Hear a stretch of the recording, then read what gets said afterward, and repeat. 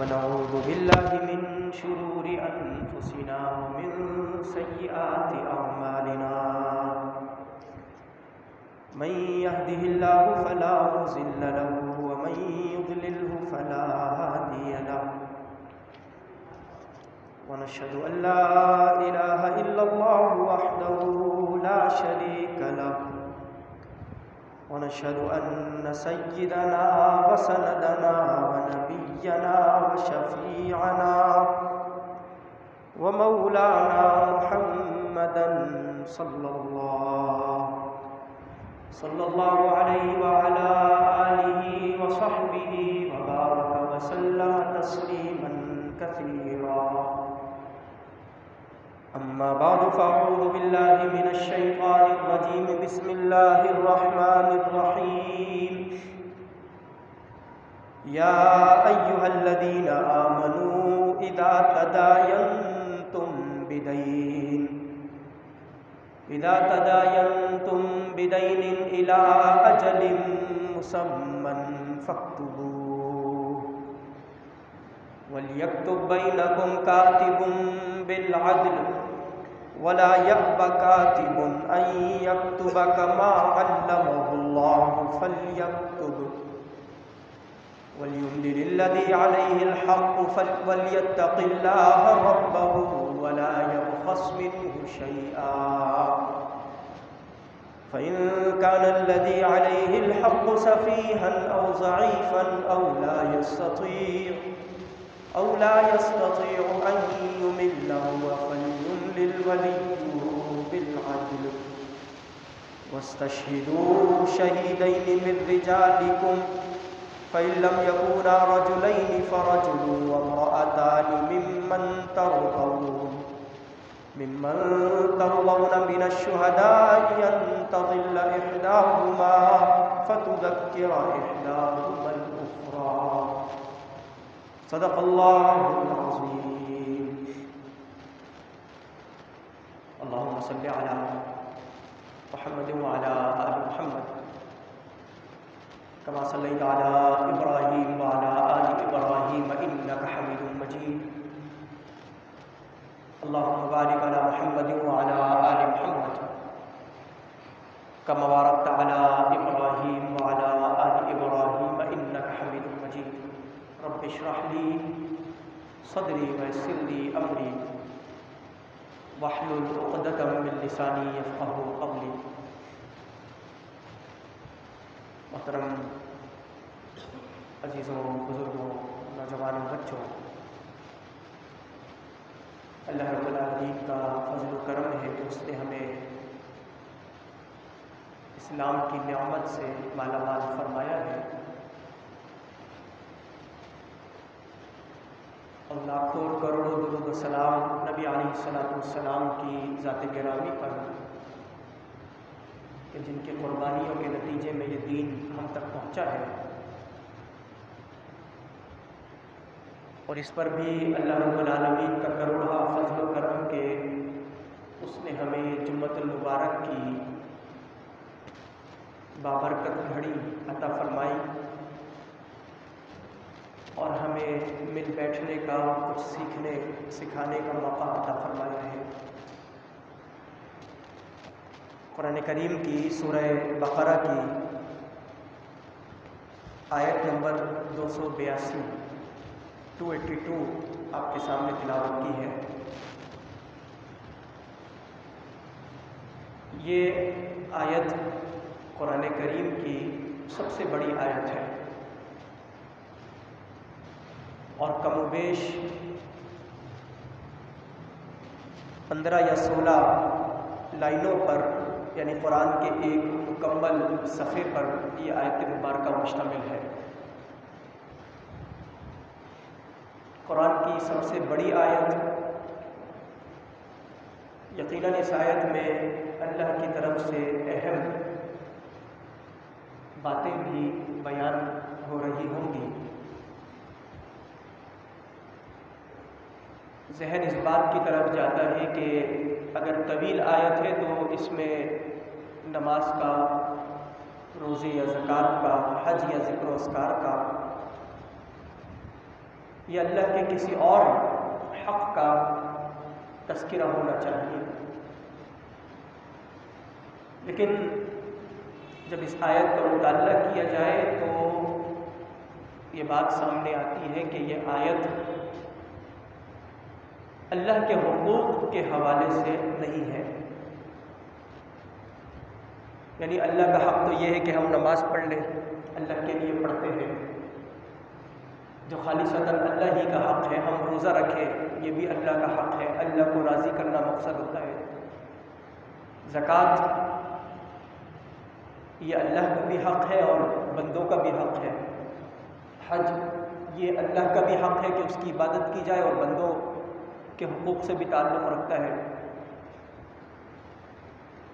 لیکن یہ آیت مبارکہ خالصتاً بندوں کے حقوق سے متعلق ہے، اور بندوں کے حقوق سے متعلق اس اعتبار سے کہ اس میں اللہ رب العالمین نے مال کی ادائیگی کا، اور اگر کسی سے کوئی شخص قرض لیتا ہے تو اس قرض کی نوعیت اور اس کے حوالے سے جو کچھ احکامات ہیں وہ اس آیت مبارکہ کے اندر، قرآن کی سب سے طویل آیت کے اندر اللہ رب العالمین نے بیان کیے ہیں۔ قرآن کریم سے اور احادیث مبارکہ سے یہ بات پتہ چلتی ہے کہ یہ جو اللہ کے حقوق ہیں، اللہ رب العالمین کئی حوالوں سے اپنے حقوق کے اندر کچھ کمی فرما لیتے ہیں۔ مثلاً اگر کسی شخص نے نمازوں میں غفلت برتی ہو، کوتاہی اختیار کی ہو، اور وہ قیامت کے دن اللہ کے دربار میں حاضر ہو جائے، تو بہت ممکن ہے کہ اللہ رب العالمین اس کی اس فرض کے اندر کی گئی غفلتوں کو اور کوتاہیوں کو معاف کر دے۔ بہت ممکن ہے، اپنی رحمت کے ذریعے، اپنے رحمان، اپنے رؤوف الرحیم ہونے اور غفور الرحیم ہونے کی بنیاد پر۔ اور ایک روایت سے یہ بات پتہ چلتی ہے کہ انسان اگر فرض ترک کر دے، اس کے اندر کچھ نہ کچھ غفلت ہو جائے، کبھی وہ فرض کی ادائیگی کا اہتمام کرتا ہو، کبھی نہ کر پاتا ہو، تو اللہ رب العالمین فرشتوں کو حکم دیں گے کہ اس کی جو سنتیں ہیں، اس کی جو نوافل ہیں، ان نوافل اور ان سنتوں کے ذریعے فرض کے اندر جو کمی آ رہی ہے اس کی تکمیل کر دی جائے۔ یعنی فرض کا تتمہ، فرض کا تکملہ اور فرض کی تکمیل وہ نوافل اور سنتوں کے ثواب کے ذریعے پوری کی جائے گی۔ لیکن یہ جو بندوں کے حقوق ہیں، اس میں کسی قسم کا کوئی معافی کا رویہ ہرگز اللہ رب العالمین اختیار نہیں کریں گے، الا یہ کہ وہ بندہ جس کے ساتھ حق تلفی کی گئی ہے، جس کے ساتھ ظلم کا رویہ اختیار کیا گیا ہے، جس کا مذاق اڑایا، جس کی غیبت کی گئی یا جس کو گالی بکی گئی ہے، وہ جب تک معاف نہ کر دے تب تک اللہ رب العالمین کوئی معافی کا معاملہ اختیار نہیں کریں گے۔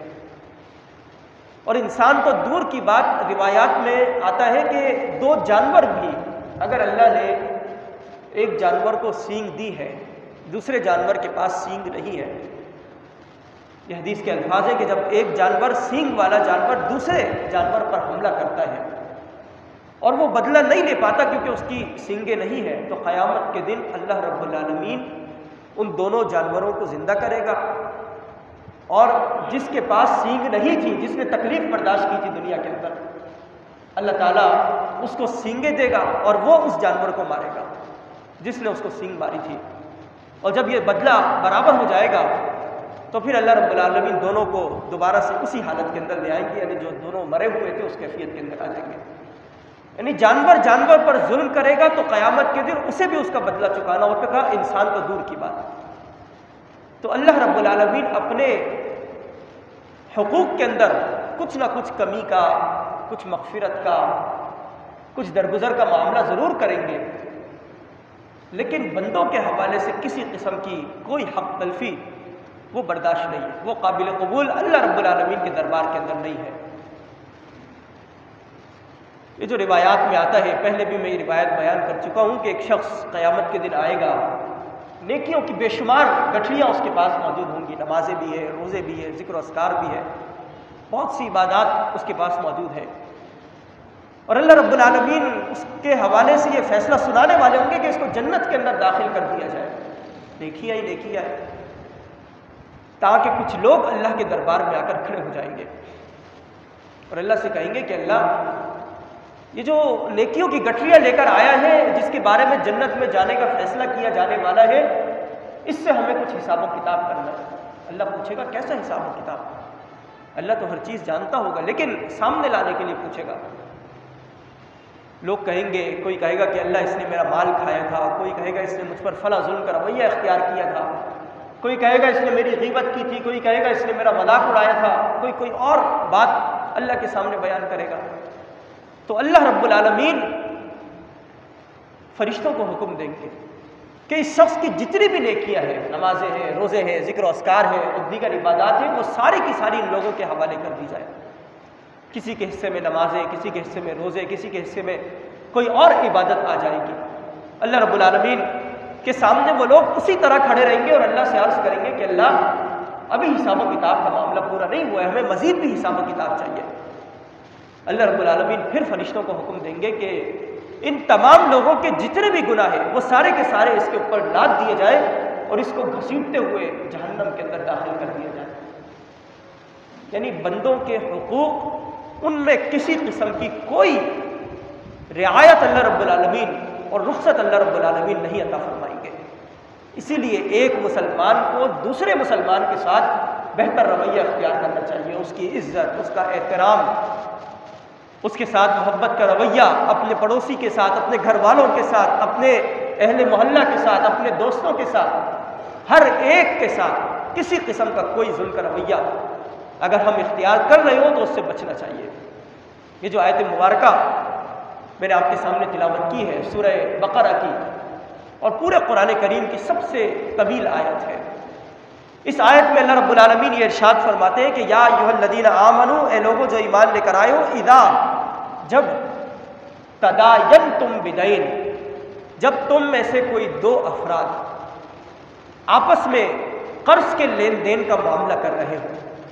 ایک شخص دوسرے سے سوال کرتا ہے کہ مجھے کچھ پیسوں کی ضرورت ہے، اور اگلا بندہ اسے وہ پیسے دیتا ہے، 30 لاکھ ہے، 25 لاکھ ہے، 20 لاکھ ہے۔ اذا تداینتم بدین، جب تم آپس میں قرض کے معاملات اختیار کرو، الی اجل مسمی، ایک مقررہ مدت تک، یعنی جو قرض کا مطالبہ کرنے والا ہے وہ یہ بات کہتا ہے کہ میں 2 ماہ کے اندر یا 3 ماہ کے اندر یا 1 سال یا 1.5 سال کے اندر یہ لوٹا دوں گا، ایک مقررہ مدت تک قرض کا معاملہ ہوتا ہے۔ تو اللہ فرماتا ہے کہ فاکتبوا، وہ جو قرض کا معاملہ ہو رہا ہے، لین دین کا جو معاملہ ہو رہا ہے، لوگوں اس کو لکھ لو۔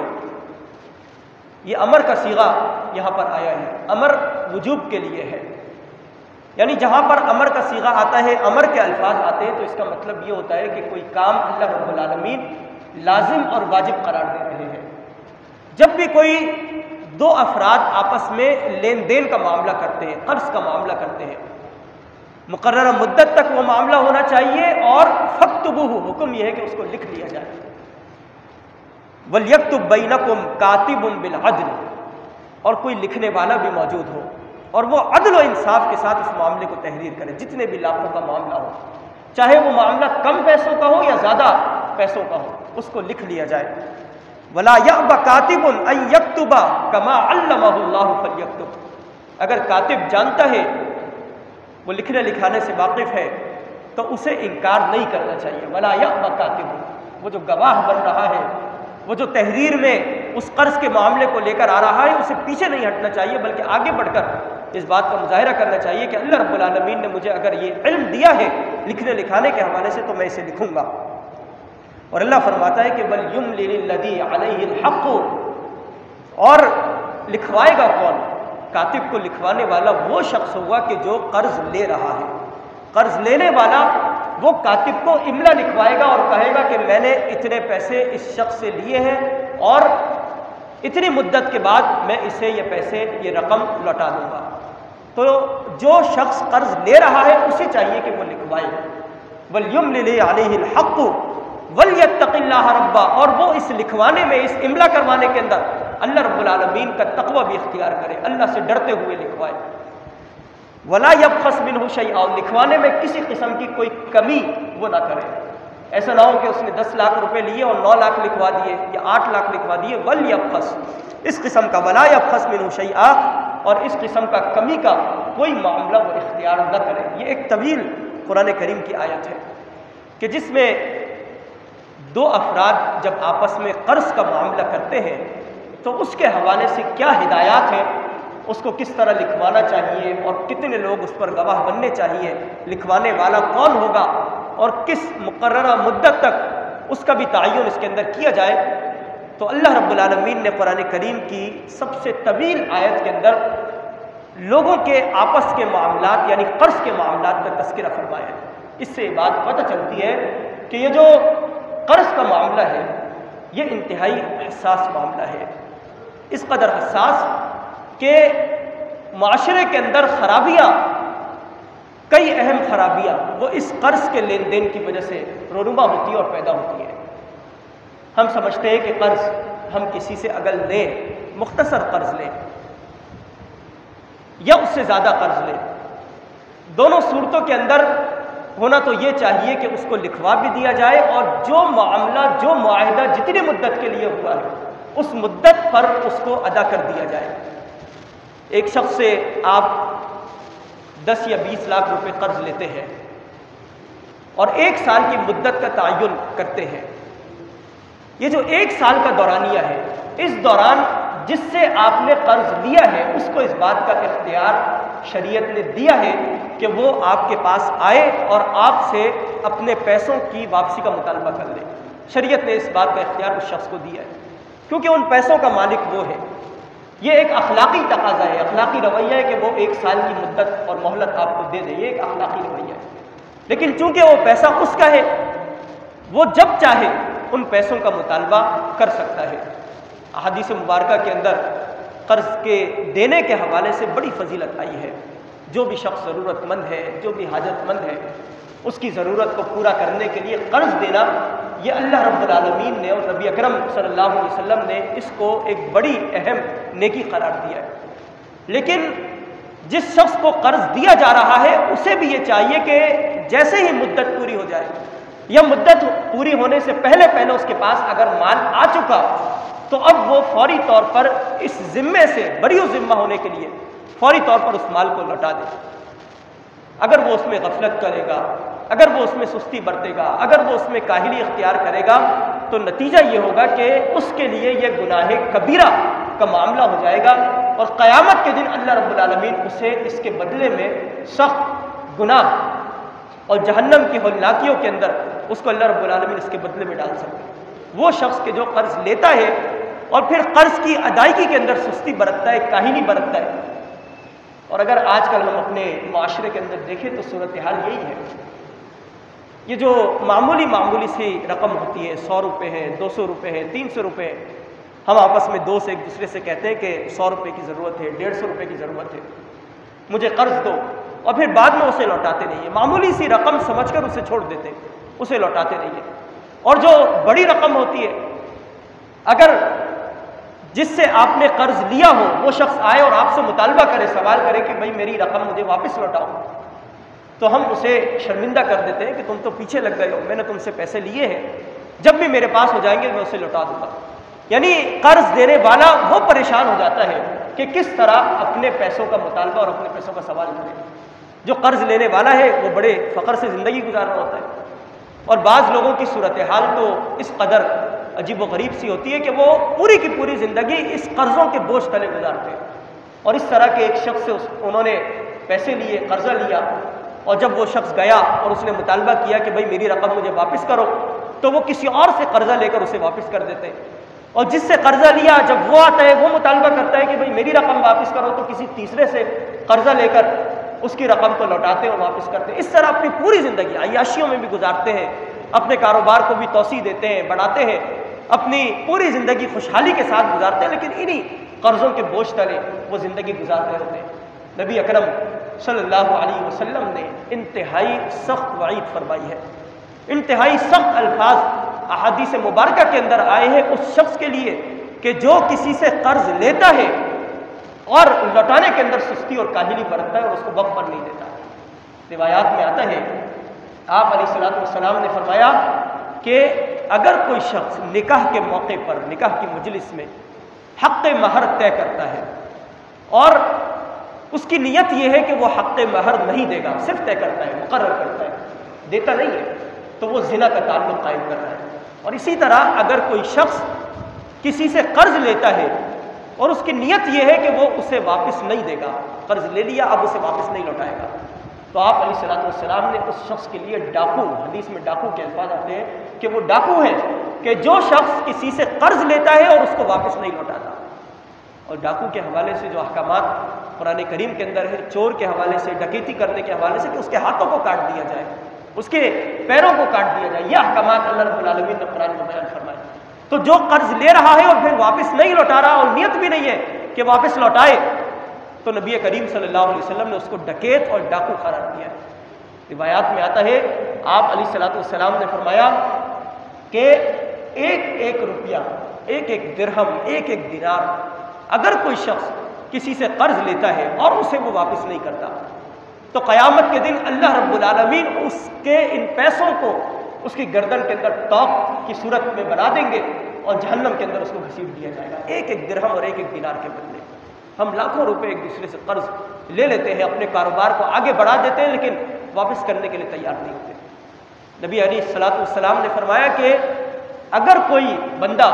شہادت کے مرتبے پر سرفراز ہو جائے، دشمن سے مقابلہ کرتے کرتے، شہادت کا درجہ کس قدر بلند درجہ، جب کوئی بندہ شہید ہوتا ہے اس کا خون کا قطرہ زمین پر گر رہا ہوتا ہے، ٹپک رہا ہوتا ہے، ابھی زمین پر پہنچا نہیں ہوتا، اس سے پہلے اس کی مغفرت کر دی جاتی ہے۔ نبی علیہ الصلوۃ والسلام نے فرمایا کہ اگر وہ شہید مقروض ہے، اس نے کسی سے قرض لیا ہے، تو اس شہید کی اس شہادت کا جو ثواب ہے وہ اسے نہیں ملے گا، اس کا وہ درجہ ہے وہ اسے نہیں دیا جائے گا اگر وہ مقروض ہے۔ تو یہ قرض کا معاملہ انتہائی حساس معاملہ ہے، ہم اپنے آپس کے معاملات کے اندر اس سے دور رہنے کی، اس سے بچنے کی اور جتنا زیادہ چاہے اس سے بچنے کی کوشش کریں۔ روایات میں آتا ہے کہ ایک صحابی نبی علیہ الصلوۃ والسلام کے پاس تشریف لاتے ہیں اور عرض کرتے ہیں کہ یا رسول اللہ، ایک فلاں شخص ہے، اس کا انتقال ہو گیا ہے، آپ آئیے اور اس کا جنازہ پڑھائیے۔ نبی کریم صلی اللہ علیہ وسلم تشریف لاتے ہیں، اس شخص کو دیکھتے ہیں، اس کی میت وہاں پڑی ہے۔ آپ علیہ الصلوۃ والسلام صحابہ کرام سے اور اس کے جو لواحقین ہوتے ہیں، اس کے جو عزیز و اقارب اور اولیاء ہوتے ہیں، ان سے سوال کرتے ہیں، پوچھتے ہیں کہ کیا اس شخص کا کسی پر کوئی قرض ہے، اس نے کسی سے کوئی قرض کا معاملہ کیا تھا؟ تو نبی کریم صلی اللہ علیہ وسلم کو بتایا جاتا ہے کہ 2 دینار اس وقت سونے کے ہوا کرتے تھے اور درہم وہ چاندی کے ہوا کرتے تھے۔ تو آپ علیہ الصلوۃ والسلام کو بتایا گیا کہ 2 دینار اس شخص نے کسی سے قرض لیا تھا جو واپس نہیں کیا ہے۔ تو آپ علیہ الصلوۃ والسلام واپس چل پڑتے ہیں اور کہتے ہیں کہ میں اس شخص کا جنازہ نہیں پڑھاؤں گا۔ وہ شخص کہ جس نے زندگی کے اندر کسی سے قرض لیا اور لوٹایا نہیں، آپ علیہ الصلوۃ والسلام نے فرمایا کہ میں اس کا جنازہ نہیں پڑھاؤں گا۔ ایک صحابی آگے بڑھتے ہیں اور کہتے ہیں کہ میں ان کا یہ 2 دینار کا جو قرض ہے اسے لوٹاتا ہوں، اور جس شخص سے انہوں نے قرض لیا ہوتا ہے اس کو بلایا جاتا ہے اور اس کو وہ پیسے لوٹائے جاتے ہیں۔ پھر دوبارہ سے نبی کریم صلی اللہ علیہ وسلم کو بلایا جاتا ہے اور آپ علیہ الصلوۃ والسلام تشریف لاتے ہیں اور اس شخص کی نماز جنازہ پڑھاتے ہیں۔ نماز جنازہ جب رسول اللہ کسی کی پڑھائے تو اس کا مطلب یہ ہوتا ہے کہ اللہ رب العالمین اس شخص کی ضرور مغفرت فرمائیں گے جس کی نماز جنازہ رسول اللہ صلی اللہ علیہ وسلم فرما رہے ہیں۔ تو قرض کا معاملہ اس قدر حساس اور اس قدر سنگین معاملہ ہے کہ رسول اللہ نے منع فرما دیا کہ اس کی نماز جنازہ میں نہیں پڑھا سکتا۔ آپ علیہ الصلوۃ والسلام نے فرمایا کہ جب بندہ کسی سے قرض لیتا ہے تو وہ اس کے ہاتھ اس کا ذمہ دار بن جاتا ہے، اور جب وہ اس کو نہیں لوٹاتا ہے تو قیامت کے دن اللہ رب العالمین اس کو جہنم کی حلاکیہ اس کے نصیب کے اندر اور اس کے حصے کے اندر لکھ دیتا ہے۔ لہذا کبھی بھی اپنی ذاتی خواہشات کی بنیاد پر اپنے آپ کو ترقی دینے کے لیے، اپنے کاروبار کو وسعت دینے کے لیے آپ کسی سے بھی قرض کا معاملہ نہ کیجیے، اگر یہ کہ انتہائی اشد ضرورت ہے، جو آپ کی ضروریات زندگی ہے وہ پوری نہیں ہو رہی، تو اس کے اندر کسی سے قرض کا سوال کیا جا سکتا ہے، قرض لیا جا سکتا ہے۔ کوئی شخص کسی سے ہاتھ بڑھا کر پیسے مانگتا ہے، بھکاری بن کر پیسے مانگتا ہے، کسی سے تحفہ وصول کرنے کی کوشش کرتا ہے، اس سے کئی گنا بہتر یہ ہے کہ وہ قرض لے لے اور پھر اس کو لوٹا دے۔ لیکن اگر ضرورت نہیں ہے، بنیادی ضرورت نہیں ہے، صرف وہ اپنی بہتری کے لیے، مال میں اضافے کے لیے قرض لیتا ہے، تو یہ انتہائی خطرناک اور سنگین معاملہ ہے۔ قرآن کریم میں اللہ رب العالمین نے فرمایا کہ یا ایھا الذین آمنوا لا تأکلوا اموالکم بینکم بالباطل، کہ لوگوں جو ایمان لے کر آئے ہو اپنا آپس میں باطل طریقے سے مال نہ کھاؤ، باطل طریقے سے۔ اور باطل طریقے میں سے ایک مطلب یہ بھی ہے کہ بندہ کسی سے قرض لے اور پھر اس کو واپس نہ کرے اور وہ اس دنیا سے چل بسے۔ جب وہ چلا جاتا ہے تو بچے وہ اس وقت اعلان تو کرتے ہیں کہ ہمارے والد نے کسی سے کوئی قرض لیا تھا تو ہم اسے لوٹانے کے لیے تیار ہیں، لیکن جب وہ جس سے قرض لیا ہو وہ آتے ہیں اور سوال کرتے ہیں تو بچے کہتے ہیں کہ اب تو وہ مر چکا ہے، اب تو اس کو بخش دو۔ یعنی بچے دینے کے لیے بھی تیار نہیں ہوتے، اور وہ اپنا حصہ تو لینے کے لیے تیار ہوتے ہیں لیکن اپنے والد کے قرض کو چکانے کے لیے تیار نہیں ہوتے۔ تو قرض کے معاملے سے جتنا زیادہ بچ سکتے ہو بچے۔ نبی کریم صلی اللہ علیہ وسلم صبح شام اللہ رب العالمین سے یہ دعا مانگا کرتے تھے کہ اللہم انی اعوذ بک من المغرم، مغرم کے الفاظ حدیث کے اندر آتے ہیں کہ اللہ میں تیری پناہ میں آنا چاہتا ہوں اس معاملے سے کہ کبھی مجھے کسی سے قرض کا سوال کرنا پڑ جائے، مغرم بننا یعنی مقروض بننا پڑ جائے، میں اس سے تیری پناہ میں آنا چاہتا ہوں۔ تو ہم بھی اس دعا اور ان الفاظ کو اپنی زبان پر جاری رکھیں، اللہ رب العالمین سے بار بار یہ دعا مانگے کہ اللہم انی اعوذ بک من المغرم والمأثم، یعنی گناہوں سے بھی اور مقروض بننے سے بھی اللہ میں تیری پناہ میں آنا چاہتا ہوں۔ تو قرآن کریم کی جو آغاز میں نے آپ کے سامنے آیت مبارکہ کی تلاوت کی ہے، یہ سورہ بقرہ کی آیت ہے، اختتام پر آئی ہے اور پورے قرآن کی سب سے بڑی آیت ہے، پورے قرآن کی پورے ایک صفحے پر مشتمل آیت ہے۔ اور اس آیت میں اللہ رب العالمین نے نہ نماز کا ذکر کیا ہے، نہ روزے کا ذکر کیا ہے، نہ حج کا ذکر کیا ہے، نہ زکوٰۃ کا ذکر کیا ہے، بلکہ زندگی کے اس اہم معاملے کا، قرض کا اللہ رب العالمین نے ذکر کیا ہے اور اس بات کا اعلان کیا ہے کہ انسان جب دوسرے سے تعلق رکھتا ہے، ایک دوسرے کے ساتھ زندگی گزارتا ہے، تو اس کے حقوق کو پورا کرنا ہر اعتبار سے، چاہے وہ مالی معاملات کے اندر ہو، چاہے وہ اخلاقی اعتبار سے ہو یا کسی اور حوالے سے ہو، تو اس کا خیال رکھنا ضروری ہے، ورنہ اللہ رب العالمین کی طرف سے انسانوں کے حقوق کی ادائیگی کی تکمیل نہ کرنے پر انتہائی سخت وعید سنائی گئی ہے اور سخت ڈراوا آیا ہے۔ اللہ رب العالمین سے دعا ہے کہ ہمیں قرض کے معاملات سے بچنے کی توفیق عطا فرمائے، اور جس شخص نے بھی کسی سے قرض لیا ہو تو اسے اس میں سستی اور کاہلی برتنے کے بجائے اسے جلد از جلد ادا کرنے کی توفیق عطا فرمائے۔ وآخر دعوانا ان الحمد للہ رب العالمین۔